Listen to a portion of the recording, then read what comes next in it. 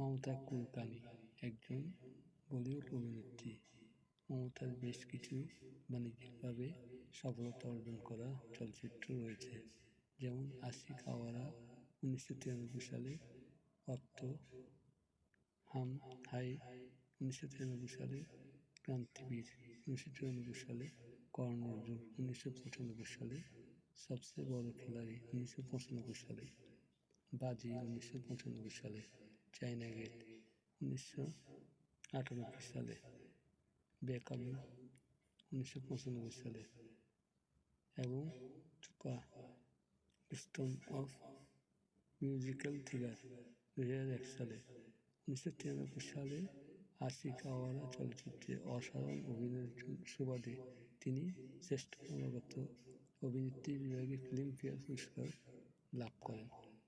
উক্ত সুপারহিট চলচ্চিত্রে তিনি সাইফ আলী খানের সাথে জুটিবদ্ধ হয়েছিলেন। রাকেশ রোশন পরিচালিত তার অন্য আরেকটি ব্লকবাস্টার চলচ্চিত্র কর্ণ অর্জুন।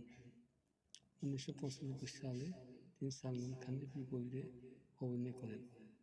তিনি কবি তুম কবি হাম চলচ্চিত্রে সর্বশেষ অভিনয় করেন।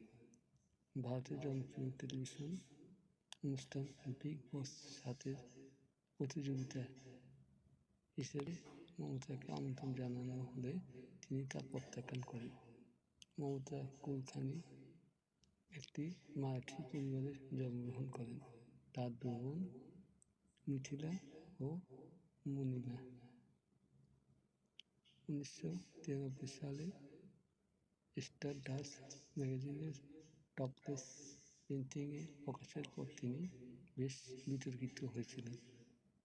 2013 সালে তিনি বিক্রম গোস্বামীকে বিয়ে করেন।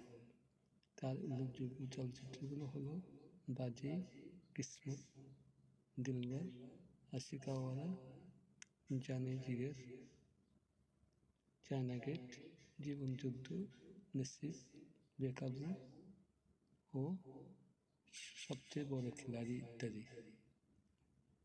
মমতা কুলকার্নি 1972 সালে 20 এপ্রিল জন্মগ্রহণ করেন। আজ তার জন্মদিন। তাকে জানাই লাল গোলাপের শুভেচ্ছা ও ভালোবাসা।